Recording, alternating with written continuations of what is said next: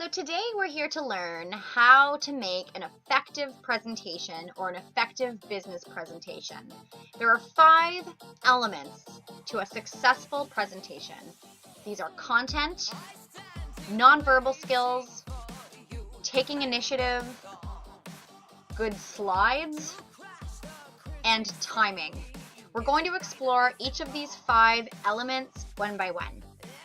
So the first element we speak of is content. So what is having good content? First of all, it means that your clear message is clear from the beginning to the end. If you're here to talk about the local food movement, what is it that you're there doing? What is your purpose? Are you there to inform me about what the local food movement is? Or are you there to persuade me to join the local food movement? Whichever your message is, make sure that it is consistent and clear from the beginning to the end. It's also important to have a good structure to your presentation. You should start with an introduction, then move into your main body points, and finally end with a conclusion. Don't just start giving me stats and facts off the get-go. You need to have a clear structure to move your content along.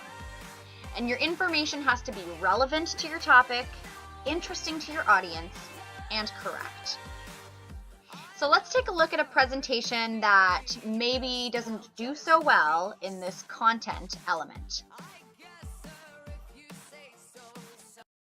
An old saying in Tennessee, I know it's in Texas, probably in Tennessee, that says, "Fool me once, shame on you." If fool me, we can't get fooled again. Our enemies are innovative and resourceful, and so are we.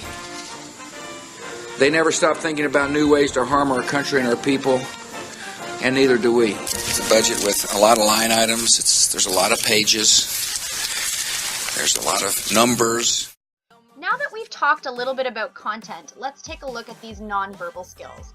We've all heard somewhat of a saying that how we communicate isn't about what we say, but how we say it. And this chart here would imply that 93% of how we're communicating is about what we're doing with our voice and our body rather than the words coming out of our mouth. So this really emphasizes the importance of our nonverbal skills. Using nonverbal skills such as movement, hand gestures, eye contact, facial expressions, your professional appearance in general, and voice changes, like how fast you're speaking, for example, are all ways to demonstrate your confidence. And it's not about using these types of things to the max and using them a lot and all the time, but rather finding ways to use them to further emphasize your point. For hand gestures, for example, I don't want to see students with their hands in their pockets, but nor do I want to see students with their hands flailing around in the air causing a distraction. Instead, you want to speak generally with your hands, and then if there's a moment when you can use them to emphasize a certain point, like raise them up to the sky when you're saying the local food movement is gaining so much popularity, bring your hand up to show that gain, and it helps the audience visualize the point that you're making.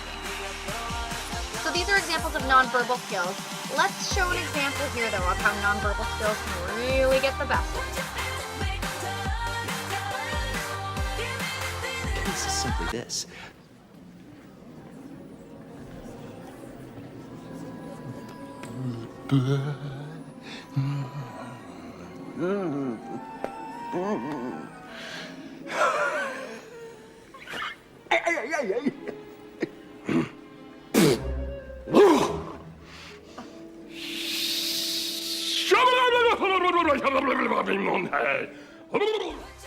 Now that we've spoken about content and nonverbal communication, let's take a look at what this third element means, taking initiative. Taking initiative really just means going above and beyond. What can you do in your presentation that will make you remembered? And I've given a couple of examples here, although these are not exhaustive. Engaging the audience, building rapport, using creativity. These are all ways that you can take initiative and go above and beyond. So engaging the audience might be, using some very serious quotes. It might be your enthusiasm in general, or it might be giving you very interesting content. If I told you that non-local food, so international food, contains carcinogens in the produce, that's quite interesting and shocking, and it might make you engaged in my topic. Building rapport, things like, giving them some personal stories, sharing a little bit about you so that you can open up to them. They feel like they can trust you, that maybe you're an expert. And knowing your audience. If maybe you know someone in the audience that has kids, so you might want to address the fact that the local food movement is beneficial for children starting at the youngest age for their health, etc., etc. It might help you get some rapport with these audience members. So knowing your audience is the best way to build rapport. And finally, using creativity. There are so many ways that you can demonstrate creativity, using props, other visual aids, and using your talents in such a way that might make you remembered. So we're going to take a look at a presentation now that uses absolutely no initiative whatsoever. In 1930, the Republican-controlled House of Representatives, in an effort to alleviate the effects of the, anyone? The Great Depression, passed the, anyone? A tariff bill, the Hawley-Smoot Tariff Act, which, anyone, raised or lowered? Raised tariffs in an effort to collect more revenue for the federal government. Did it work? Anyone? Anyone know the effects? It did not work, and the United States sank deeper into the Great Depression. After content, nonverbal skills, and initiative, we have our slides. So when you get out into the real world, you might use any visual aid to enhance your presentation, but for the purposes of this class, we will be using PowerPoint slides. Here are some tips to get you through this course effectively for your slides. The first is using appropriate pictures. So I have a PowerPoint logo here because that is what I'm talking about. If I had a flower here, although very pretty because I like it, it's not appropriate for the content that I'm talking about. So make sure that your pictures are in focus and appropriate. Minimum 28 font so the people in the back row can read it. Maximum 6 words per bullet and maximum 6 bullets per slide. This sounds like a pretty hard, fast rule, but the idea is that if you have all of your content written on your slides, two things happen. One, you read your slides, and what that prevents you from doing is making eye contact and using your nonverbal skills, as we saw a few slides back. It also means that your audience members will read your slides, and that's a problem because we want them focused on you. We don't want them focused on reading your slides. No transitions or animations. I don't want this PowerPoint logo spinning in and out, zooming in and out. It's going to distract your audience and you. The way your slides should be laid out are agenda, your 3 main body points, and your agenda again. The reason we have agenda at the beginning and at the end is so that you can introduce your 3 main body points, and then at the end, to conclude, you can recap your 3 main body points. And it just allows that information to be stored in a structured manner in your audience's head. And we want you to have a clean layout for your slides. So see, I have the title slides up at the top, I have my content on the left, and my picture on the right. This should be the case for all of your slides. If you want to be creative, you can. So here is an example of how I was a little bit more creative. You certainly don't have to use the traditional PowerPoint templates. You can use a picture for your background, for instance, and this is a way that I remained having the title at the top, the content on the left, and the picture on the right, but I was a little bit more creative. So we're going to take a look at some funny mistakes when it comes to slides. So here we go. Here's common PowerPoint mistakes. Number 1, people tend to put every word they are going to say on their PowerPoint slides.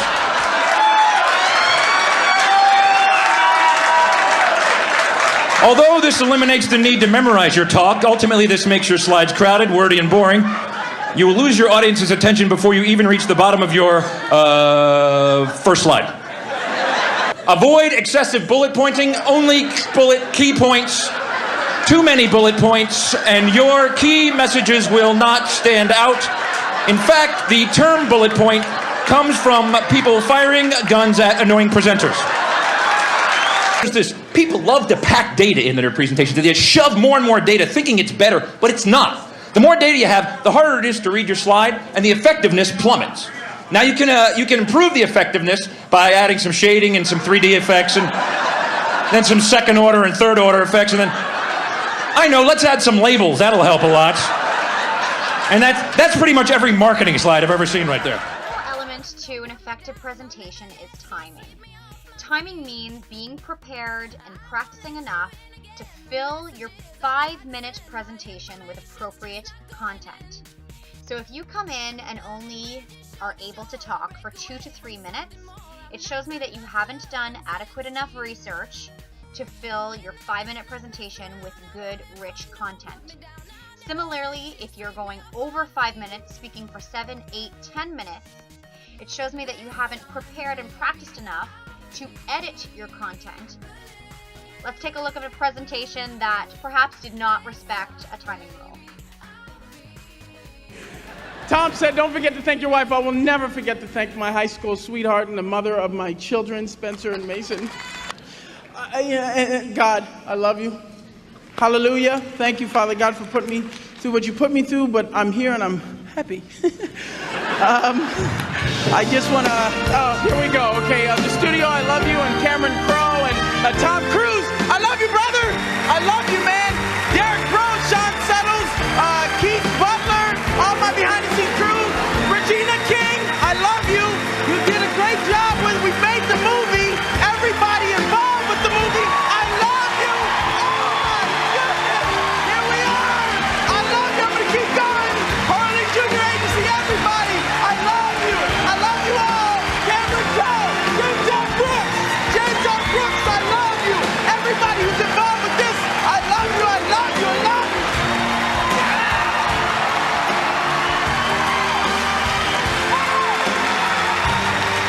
Everybody involved.